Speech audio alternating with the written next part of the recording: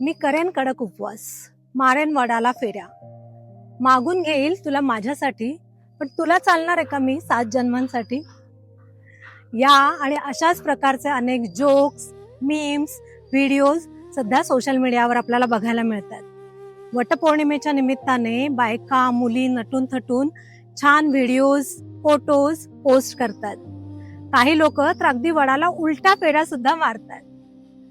पण वटपौर्णिमेची किंवा सावित्रीची खरी गोष्ट किती जणांना माहितीये?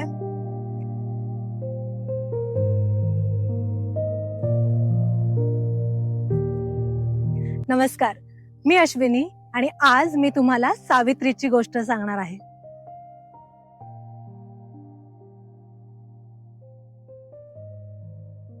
सावित्रीची गोष्ट महाभारतातील वन पर्वामध्ये दिलेली आहे. महाभारतात एकूण 18 पर्व आहेत आणि त्यातलं 3रं पर्व म्हणजे वनपर्व. पांडव जेव्हा 12 वर्ष अज्ञातवासात होते, जंगलात राहत होते, त्यावेळेसच्या ज्या कहाण्या आहेत त्या वनपर्वात दिलेल्या आहेत. जंगलात असताना एक दिवस युधिष्ठिर ऋषी मार्कंडेयांकडे गेले आणि द्रौपदीला होत असलेल्या त्रासाबद्दल, तिच्या कष्टांबद्दल, तिच्या त्यागाबद्दल ते मार्कंडेयांशी बोलत होते.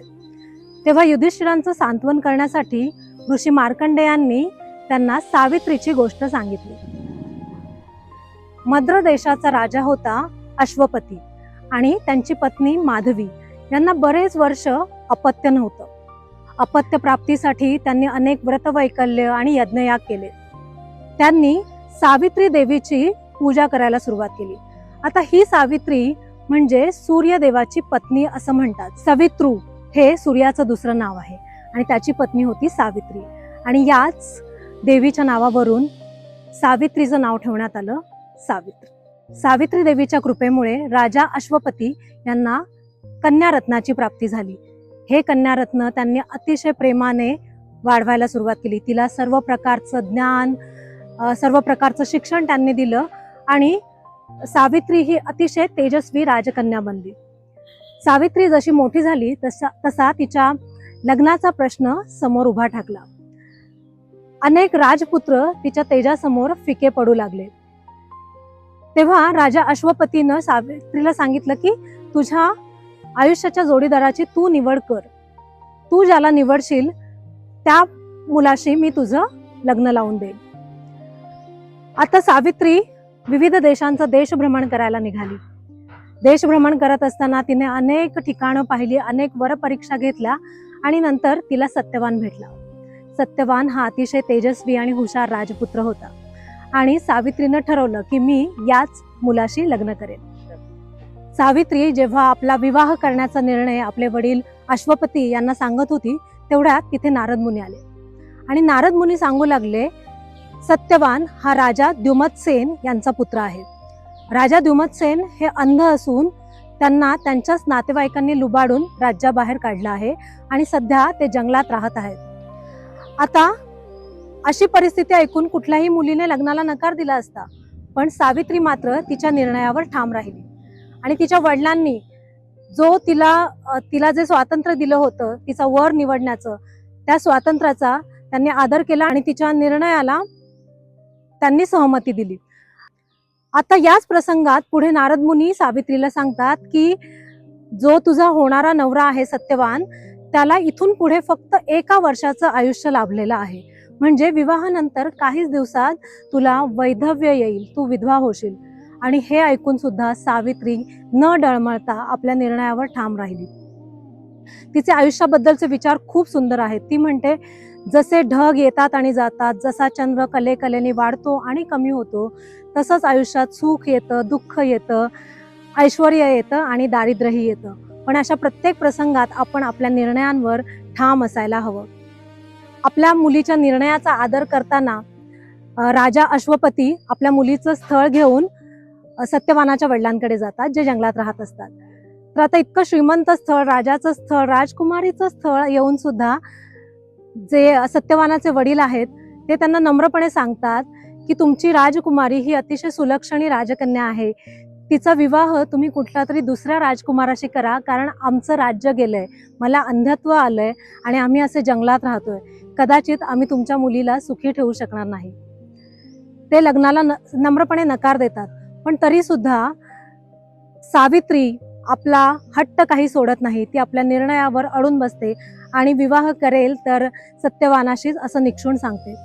आणि या सगळ्या परिस्थितीनंतर काही दिवसातच सत्यवान आणि सावित्रीचा विवाह पार पडतो. सावित्रीच्या विवाहानंतर त्यांचे दिवस छान चाललेले असतात. जंगलात ते लोक आपला सुखी संसार करत असतात.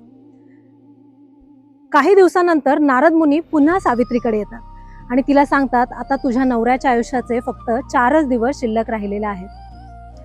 हे ऐकून सावित्री काहीशी दुःखी होते. त्या 4 दिवसांमध्ये ती व्रतवैकल्य करायला सुरुवात करते. फळं खात नाही, कंदमुळं खात नाही, काहीच खात नाही, इतकं तर पाणी सुद्धा पित नाही. तिची ही अवस्था बघून तिचे सासू सासरे तिला विचारतात, काय ग, काय झालं, तू खात पित का नाहीयेस? आता सासू सासऱ्यांनी एखाद्या सुनेची इतकी आपुलकीनं काळजी करणं, चौकशी करणं, हे खरं तर त्या सुनेचं भाग्यच. आणि सावित्री खरंच अशी भाग्यलक्ष्मी होती.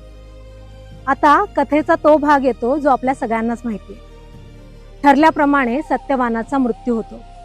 सत्यवानाचं मृत शरीर घेऊन सावित्री वडाच्या झाडाखाली बसलेली असते आणि तेवढ्यात यमदेव त्याचे प्राणहरण करण्यासाठी येतात. आता सावित्री इतकी भाग्यवान आणि पुण्यवान असते की तिला सदैव यमदूतांशी, यमदेवाशी चर्चा करण्याचं भाग्य लाभतं. यमदेवाशी चर्चा करत असताना यमदेवाच्या लक्षात येतं की ही स्त्री अतिशय पुण्यवान आहे आणि तिच्या त्या गुणांना, तिच्या त्या पुण्याला प्रसन्न होऊन यमदेव तिला म्हणतात, तू माझ्याकडे तुझ्या नवऱ्याचे प्राण सोडून काहीही माग, मी ते तुला देईन. सावित्री आपल्या चातुर्याने आणि हुशारीने यमाकडे एकामागून एक वर मागायला सुरुवात करते. ती पहिला वर मागते तो म्हणजे तिच्या सासऱ्यांची दृष्टी परत यावी. दुसरा वर मागते त्यांचं राज्य परत मिळावं. तिसरा वर मागते तो म्हणजे तिच्या वडिलांना पुत्रप्राप्ती व्हावी. आणि चौथा वर ती स्वतःसाठी मागते, पुत्रवती गुणवती जन्म सावित्री सौभाग्यवती मंगल माहेश्वरी मज म्हणती करी ख्याती त्रिभुवनी. पुत्रवती गुणवती जन्म सावित्री सौभाग्यवती मंगल माहेश्वरी मज म्हणती करी ख्याती त्रिभुवनी. आणि हे ऐकून सुद्धा नकळतपणे यमदेव तथास्तु म्हणतात. आता सावित्रीने स्वतःला सौभाग्यवती म्हणवून घेण्याचा आणि पुत्रवती म्हणवून घेण्याचा वर मागितला आणि यमदेव तिला तथास्तु म्हणाले आणि त्यांना सत्यवानाचे प्राण परत करावे लागले. सावित्रीची व्रतवैकल्य, तिचा त्याग, तिचं प्रतिव्रता असणं, तिचं नवऱ्यावरचं प्रेम, या सगळ्या गोष्टींची चर्चा नेहमीच आपल्याला होताना दिसते. पण सावित्रीची बुद्धिमत्ता, तिची हुशारी, तिचं चातुर्य, तिचा आत्मविश्वास याबद्दल खूप कमी बोललं जातं. या कथेतून आपल्याला अनेक गोष्टी समजतात. राजा अश्वपतीनं आपल्या कन्येला एखाद्या पुत्राप्रमाणे वाढवलं. तिच्या जडणघडणीमध्ये, तिच्या शिक्षणामध्ये कुठलीच कमतरता पडू दिली नाही. त्यानंतर तिला तिचं वर शोधण्याचं स्वातंत्र्य दिलं. तो मरणार आहे, त्याचं राज्य गेलंय हे सगळं माहीत असून सुद्धा तिचा विवाह करून दिला. सावित्रीचं तिच्या सासू सासऱ्यांशी असलेलं नातंही तितकंच विलक्षण होतं. आजकाल अशी नाती, अशी माणसं फार कमी बघायला मिळतात. वडाची पूजा करत असताना सगळ्या मुलींनी, स्त्रियांनी सावित्रीसारखा आत्मविश्वास, दृढ निश्चय, तिच्यासारखा अभ्यास, हुशारी, चातुर्य हे सुद्धा आपल्याकडे असावं ही प्रार्थना नक्की करायला हवी.